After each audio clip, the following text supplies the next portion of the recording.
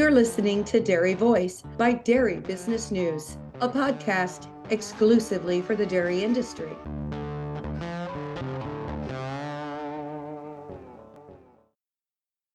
One of our sponsors of the Dairy Voice podcast is National DHIA. NDHIA ensures information accuracy and represents their members' interests. They are the direct voice for the dairy information industry. To find out more, go to dhia.org. What's the largest part of your cow's diet? Your forage. But every farm is different, and so is every ration. Whatever your crop, whatever your conditions, there's a Forage Mate inoculant for that. The Forage Mate inoculant portfolio delivers a wide range of proven performers, each uniquely formulated to maintain superior standards and consistency to help your cows reach their full potential. Flex to your forage goals at foragemate.com or contact your Diamond V Forage Mate representative today. Good morning, good afternoon, and good evening. Wherever you are in your day, welcome to the Dairy Voice podcast by Dairy Business News. I'm your host, Connie Kuber, with Sealpro Silage Barrier Films by Conner AgriScience. Thanks for joining us today. Please like, subscribe, and share this podcast with your friends. And as we begin this new year, both Dairy Business News and Conner AgriScience wish you and your family a happy and prosperous new year. So my guests today, this is episode 2 with these fellas, is Darren Usinowicz and Tom Eaton from Agriculture Consultants Services, ACS. We talked about the flooding situation that folks in the Northeast have endured, and as well as manure management in our episode 1. I encourage you to go back and listen to that. But today we're going to talk about cover cropping and the importance of that for both field and regulations for different crop options and the pros and cons of each. So welcome to the podcast, gentlemen.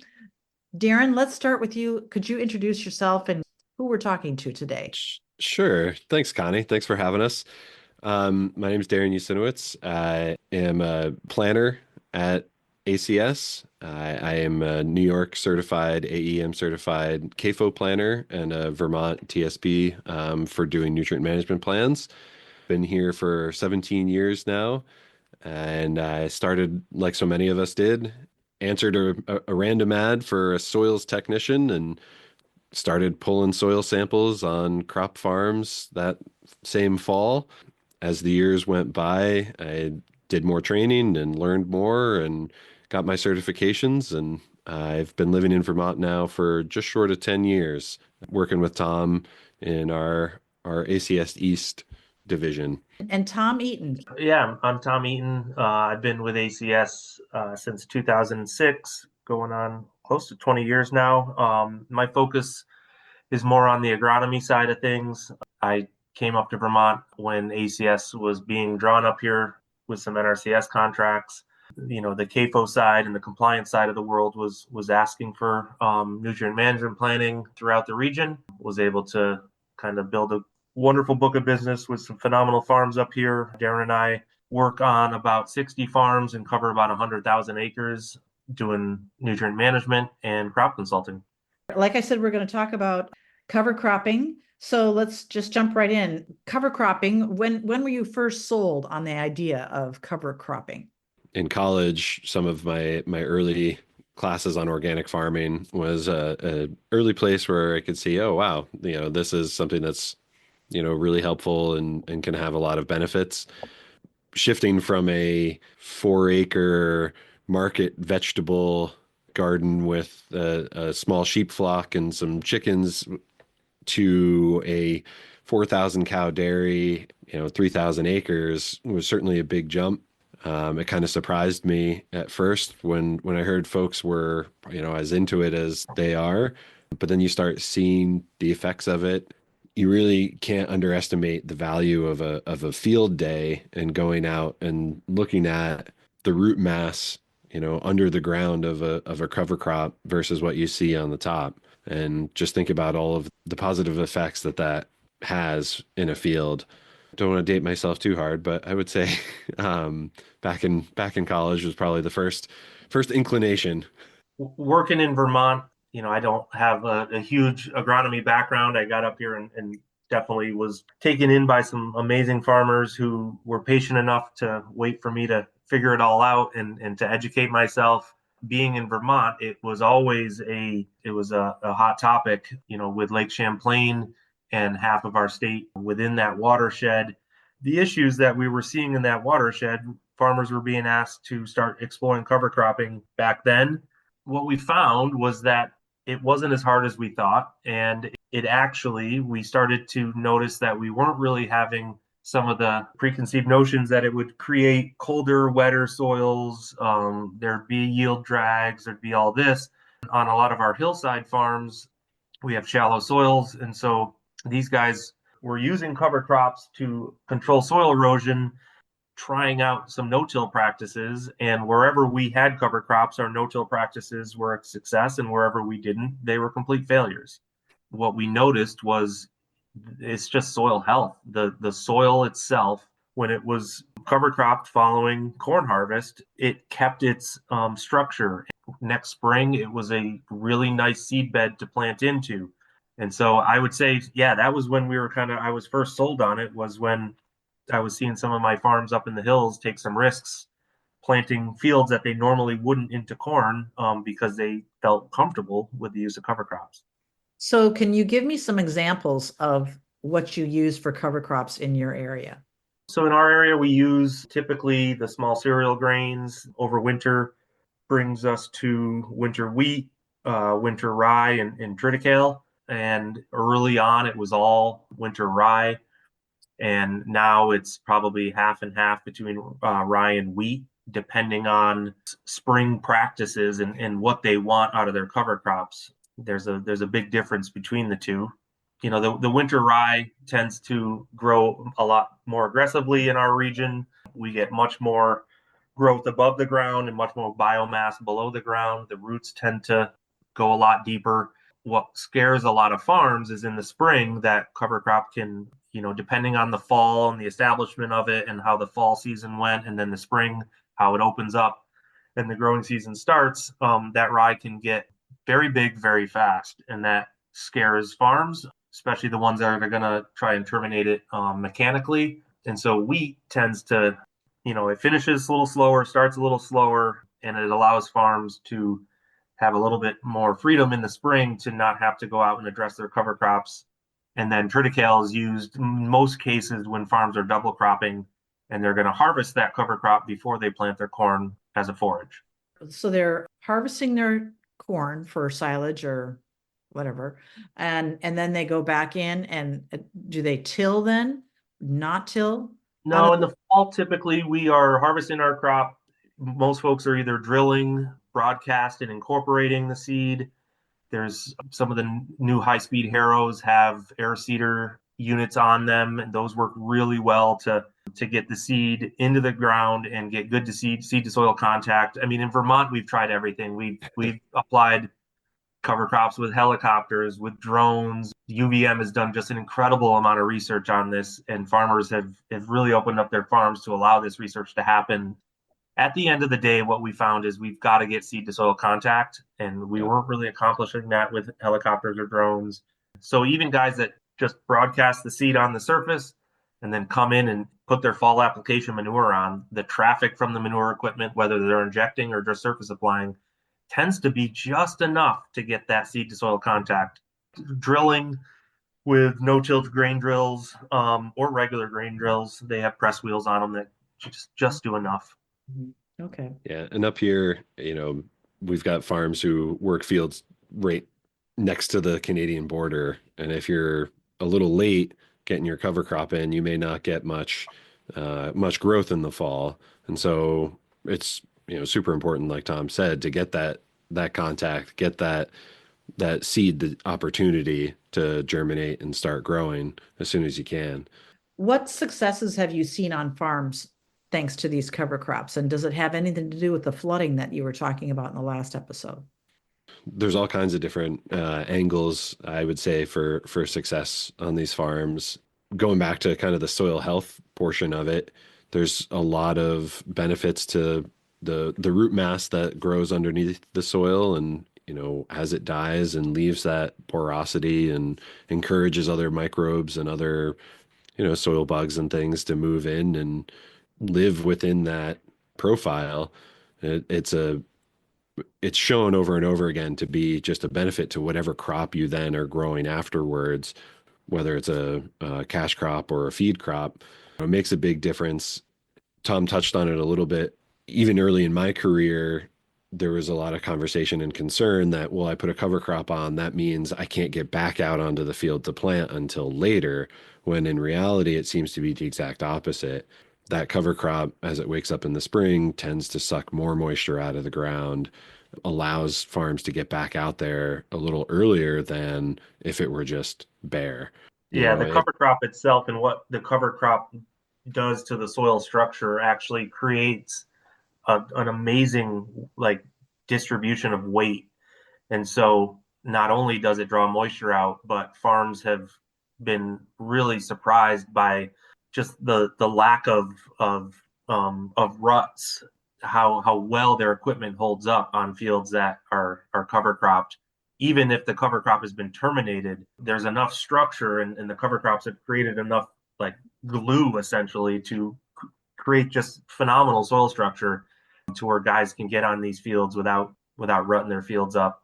And it allows them just to get on these fields faster instead of us just waiting for them to dry out.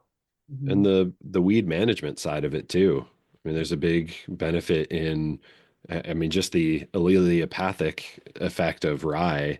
But, if you just have a good cover on the field, there's not space for a lot of those weed seeds to come in and take hold, which benefits down the line, of course, from there. And some of our clients that you see the way that they terminate, they plant into, and then as that rye falls and lays on the ground, you get the nice rows with the corn in the middle. And, if you need to come back for another application of herbicide, it's going to be pretty minimal.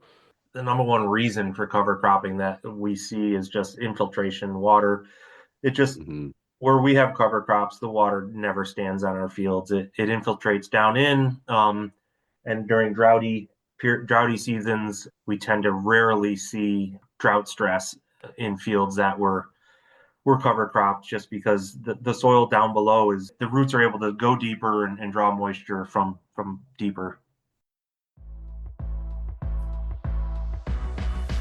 Get your Sealpro silage barrier film today. Protect the seed, fertilizer, labor, and expensive inputs that you've invested in.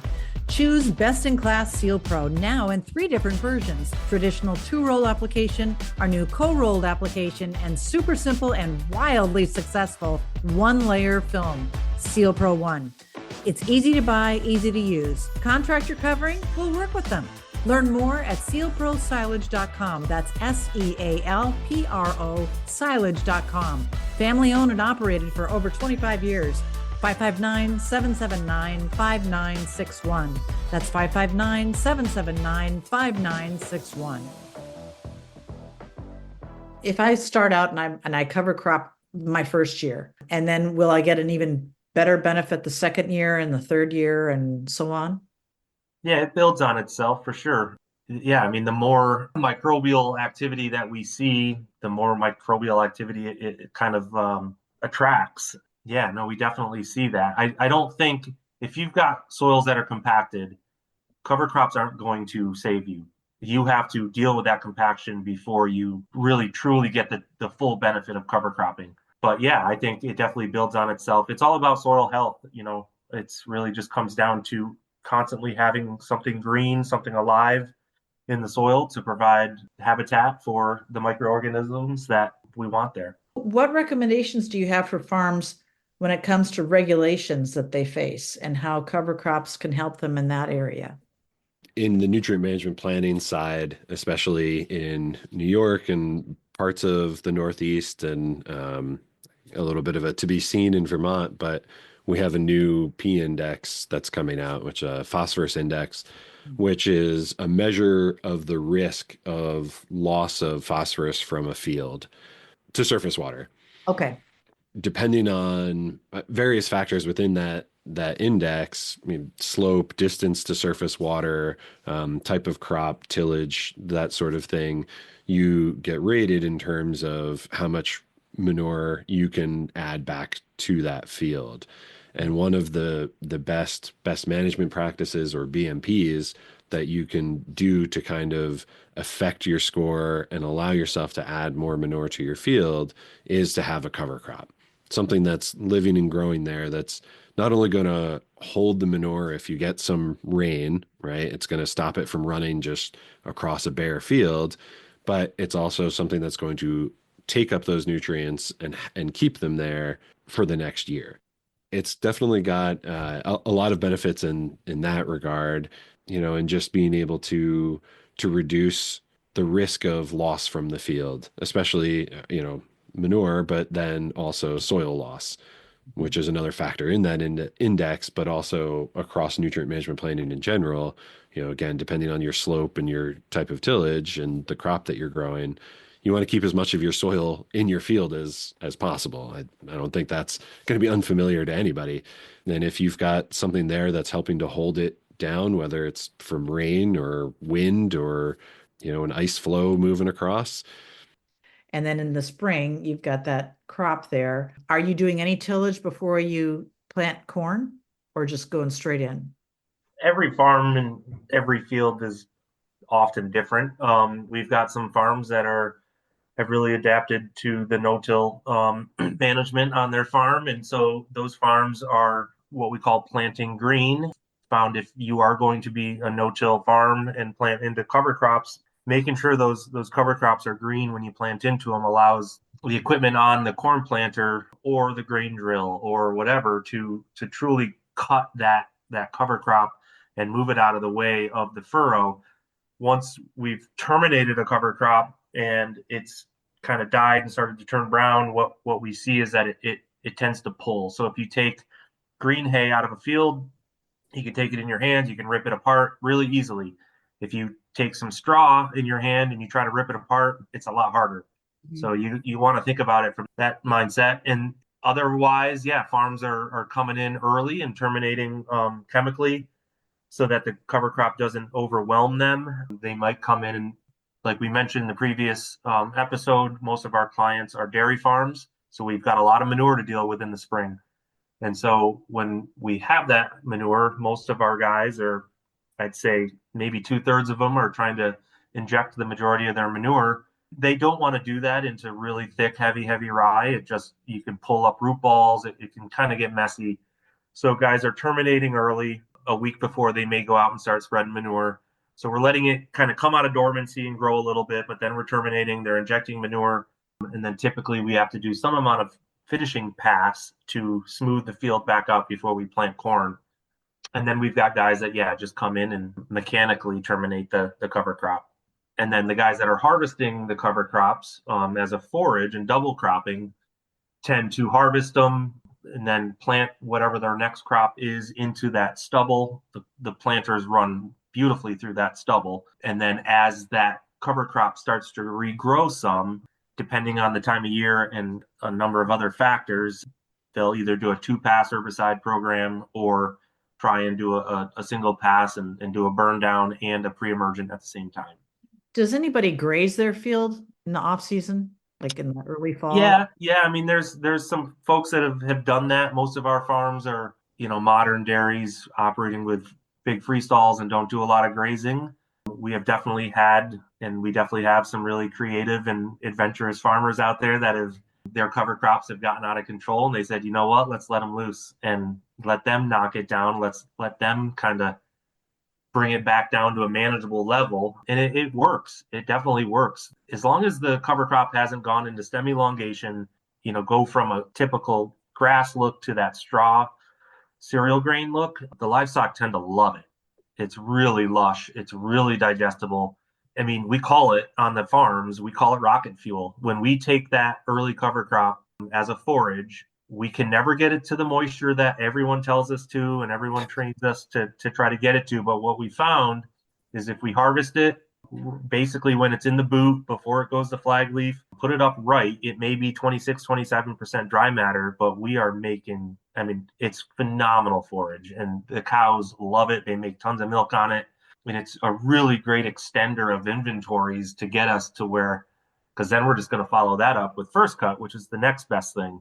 And so it works really well. In the Northeast, the timing of it all makes it really hard. Some guys can do it, some guys can't. My folks in Connecticut, my farms in Connecticut are really, really good at it and have really kind of mastered the art of double cropping. You're adding another 6 to 8 tons of dry matter coming off these fields. At the end of the day, in some of these places, we're pushing almost 40 tons of forage coming off a field annually, which is just amazing. The interesting and also challenging things about the region that Tom and I cover, in that, some of those farms down to the south, like Tom's talking about in Connecticut, have just that much more of an extended growing season and are able to do that sort of thing and have a little bit more forgiveness in terms of, oh, we're a little early, we're a little late, in their growing season. Whereas, again, some of those farms that are pushed up against the Canadian border, you can only grow so big a corn, so many day length corn. So trying to get another crop in there is tough. And I was also thinking of even just the organic farms that we do and have worked with.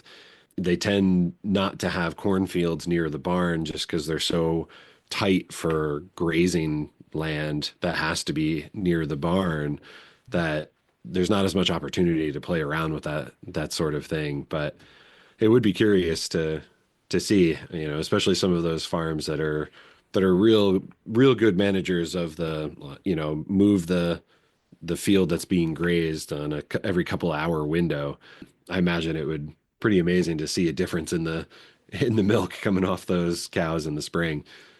I was just in Nebraska, and all the cows that they graze on corn stubble out there are beef cattle. That's what brought that to mind. So what has and hasn't worked for different farm fields in regards to cover crop? And have you seen any negative impacts from certain selections? We've seen a lot of issues. We've learned a lot over the last 10 or 12 years on how to manage these cover crops. Just to kind of close up that conversation on the double cropping side, what you can't have happen, if you're going to double crop, it can't delay your first cut of grass and it can't delay your corn planting.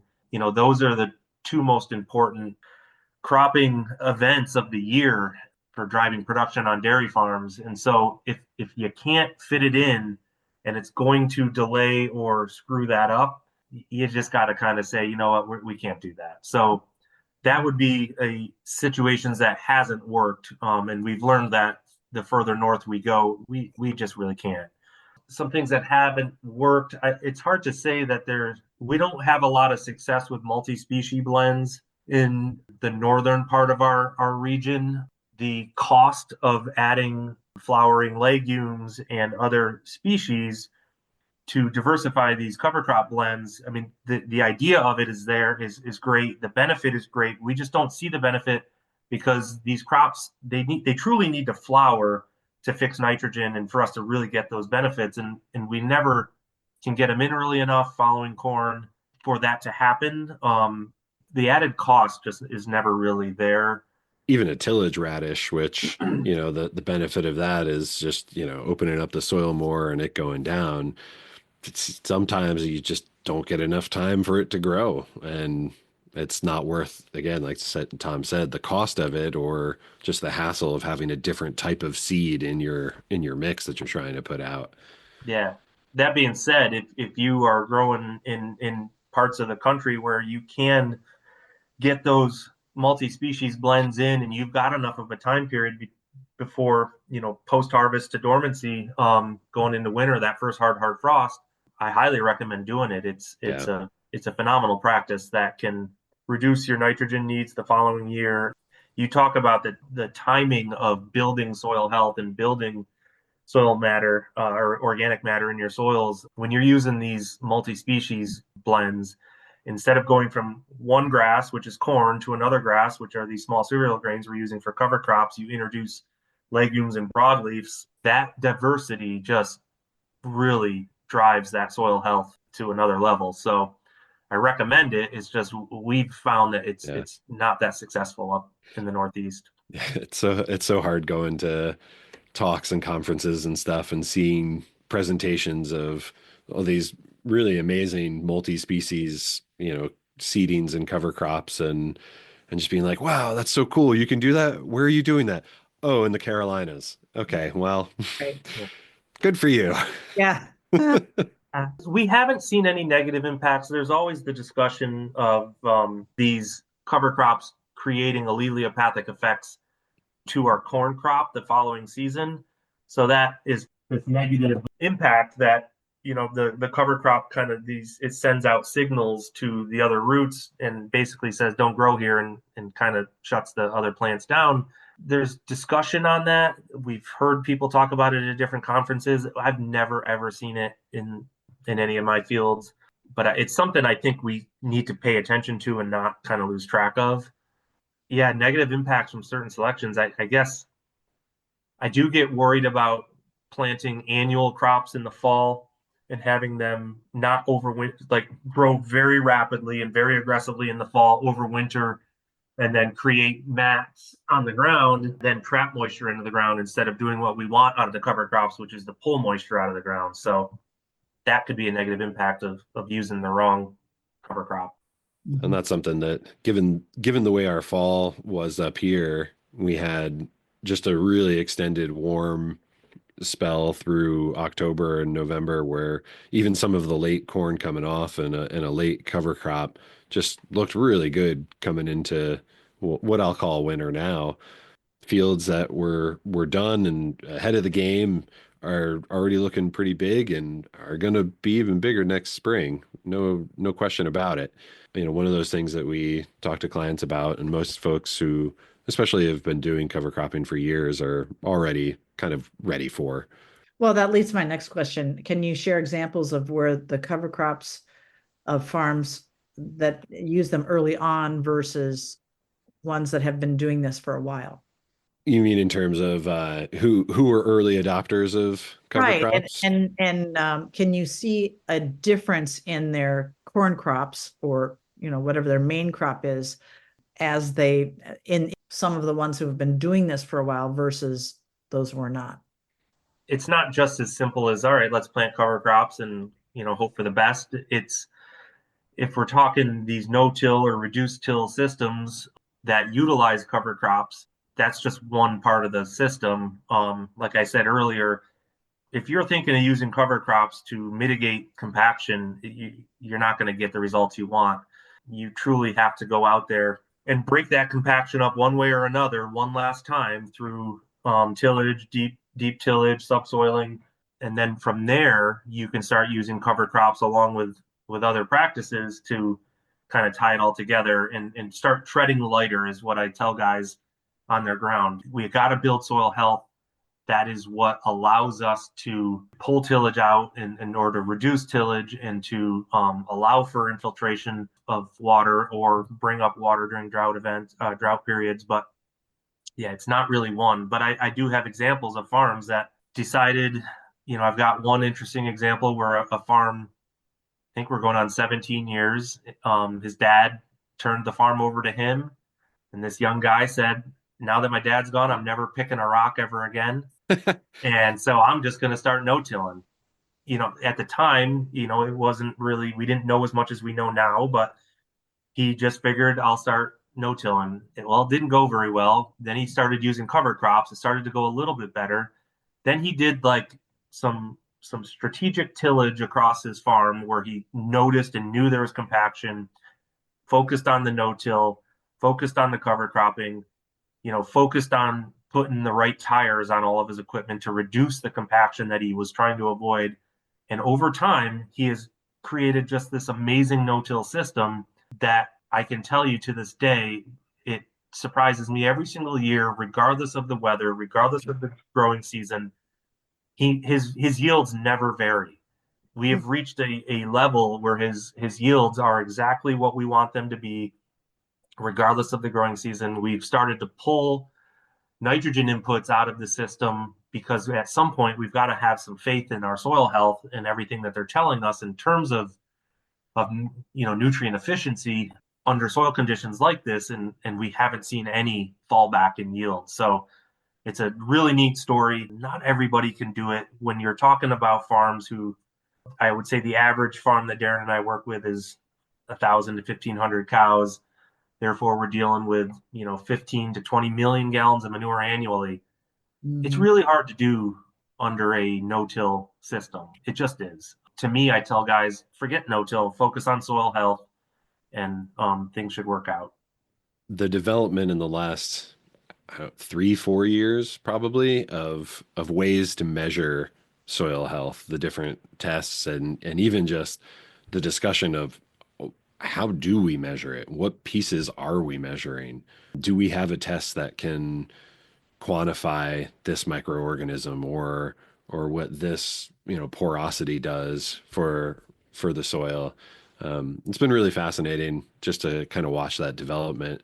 I'm not sure that we've got it fully dialed in yet, but being able to see the difference in fields that have cover crops versus the ones that don't. The other thing that I was thinking about too is there's a pretty standard infiltration demonstration that can be done where you take various pieces of lawn, field of this type, and just run a gallon of water through it. Let it drain into a bucket or a basin underneath and see how long it takes. See how much water comes through, see what the water looks like. Does the water go through? Does it just sit on the surface? And just watching a field with a cover crop or fields that have been cover cropped for many years versus, fields that are just, corn silage fields that are left bare every winter. And you see the difference, even if you can't quite measure it, you see that there's a difference there. And it's a neat display. So I have another question about cover cropping with insects. Do you see any benefit or negative to anything that's insect related? Hoping we were going to at least touch on this was, the insect pressure and the pest pressure that comes with cover cropping. It honestly comes with any increase in organic matter and just cover. If you provide habitat and cover for these pests, they will end up there. With cover cropping, there's the below ground and the above ground. Above ground, typically what we see is, for no-tilling into cover crops that are pretty tall and the corn has to grow up through it, and it's a wet spring, the slugs tend to really do a number on the corn. Because at that point, typically the cover crop has been chemically terminated and the slugs don't want to eat that dead cover crop straw. So they hang out there and then suck on the corn plants and really hurt them. And then underground, most of the time we're dealing with cutworm, wireworm, seed corn maggot, stuff like that. When we first started, most of our guys who were really taking a swing at this, whether it was just cover cropping or cover cropping and no-till, they were adding the extra dose of insecticide treatment on their corn seed just to add that extra level of protection. That was expensive, and then guys started saying, well, I haven't really seen anything, so let's pull back. And typically the regular rate of treatment seems to control most of our issues. I see one of the next questions is, regulatory changes and challenges when it comes to cover crops and stuff. Yeah, I mean, the neonics being banned in multiple states across the country are going to really impact how farms manage those pests and potentially can have an impact in reducing the adoption of these practices. They're going to go back to mechanically managing. And to me, that's not really the direction we want to be going. More tillage is not the answer. Tillage will definitely terminate just about any soil pest there is. But also terminate all the soil benefits that we want too. Yeah. So it's a big topic. Vermont right now is going through a neonic ban at the state level. New York just passed theirs. I believe out where you are in California, it's been banned for a while. Luckily, our industry is incredibly resourceful, and we've got amazing scientists working on tools that will help us go forward. We definitely don't want to have negative impacts on beneficial insects. And so if neonics are truly doing that, then we should probably find a different tool to use. But it's got to come with balance. We've got to be able to focus on soil health, focus on reduced inputs, focus on better environmental mitigation of these extreme events we're dealing with. and cover crops have to be a part of that solution. So if pests are going to come with them, we better have a way to handle them. I think one of the things you just said there, Tom, too, is it's one of the tools, right? I mean, cover crops is one of those tools as well that, the more types of things like that you can utilize, across your farm, whether it's something as simple as crop rotation or changing your tillage or changing your manure application method or, those sorts of things, the more tools we have, the better we are able to manage, any pests, any disease, any, some of the negative impacts that can come with creating more habitat for more bucks. Yeah, and then the last concern that we see in regulatory, we haven't really seen it pushed, but we feel pressure from different groups, and I totally understand it. Is with cover crops often comes potentially an increase in the use of herbicides, and glyphosate being one of them.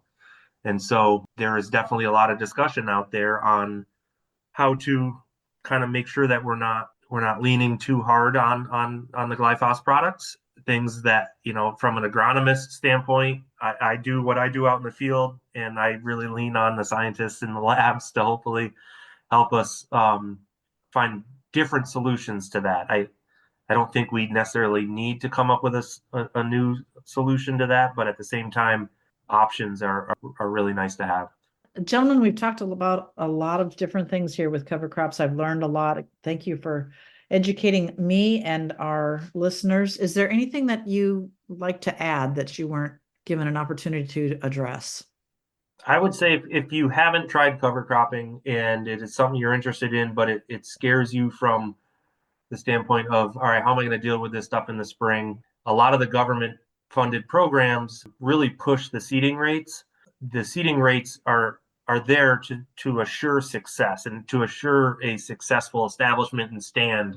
However, they're often a lot more seed than is really what's needed for you to start to see the benefits of cover crop and to kind of dip your toe into the water of using cover crops. So if your federal county office is asking you to cover crop and they're going to help you get into it by paying you so much an acre, but you have to put on 125 pounds per acre, maybe wait before you do that and do it on your own. Maybe not take the payment and try, a bushel, try 60 pounds instead of 125 pounds and see where that gets you. Like I said, you can get similar, if not the same benefits with lower rates of seed, especially if you're buying good certified seed. I guess that would be the other thing is, Yeah, there's a lot of field people call it bin run seed that guys will harvest, combine in the fall. Sometimes they screen it, sometimes they don't, and then they sell it right back into the cover crop market. You don't know what the germ rate is, and so if you want success, definitely buy certified seed that's been germ tested. But also, like I said, don't be afraid to start slow with some lower rates than maybe what some of the programs that incentivize you to do this might require. I'd say with that though, at any point, if you're going to do it, commit. Don't try it for a year. Do a couple of years. There's nothing more frustrating than working with a farm who tries it 1 year and they have problems and they go, well, it's the cover crop's fault. I'm never doing that again.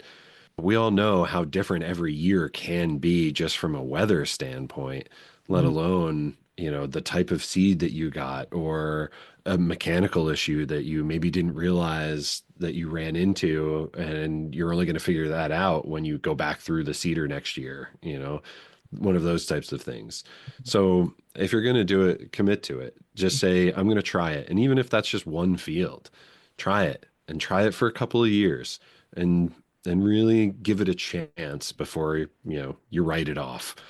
Yeah, and reach out to your local agronomist or your local extension agent and find out if anybody has experience with it, because like Darren was getting at there's a lot of potential pitfalls there that can easily be avoided with experience. Making your corn planter, if you've been planting into what we call brown dirt, it's not going to operate the way you want it to in a cover crop scenario. And there's some very small things you could do without having to invest in any different equipment. But if you make the adjustments on your corn planter, just that alone can lead to some success stories. So, talking about resources, is there a website for your company that you'd like to share? Yeah, you can find out more information about us at acscrops.com. You can also find information through Dairy One, or if you work with Dairy One on any other level of milk testing or anything else, ask them. If they're not aware of us, they can find some information pretty easily. Okay, we've been speaking today with Darren Usinowicz and Tom Eaton from the Agriculture Consultants Services, ACS. And this is episode 2. Be sure to go back and listen to episode 1. I'm Connie Kuber with Sealpro Silage Barrier Film by Connor Agriscience. And you've been listening to Dairy Voice by Dairy Business News. Please subscribe, like, and share this podcast. And we appreciate everything that our dairy farmers do for us and the industry that serves them as well. We'll talk again soon.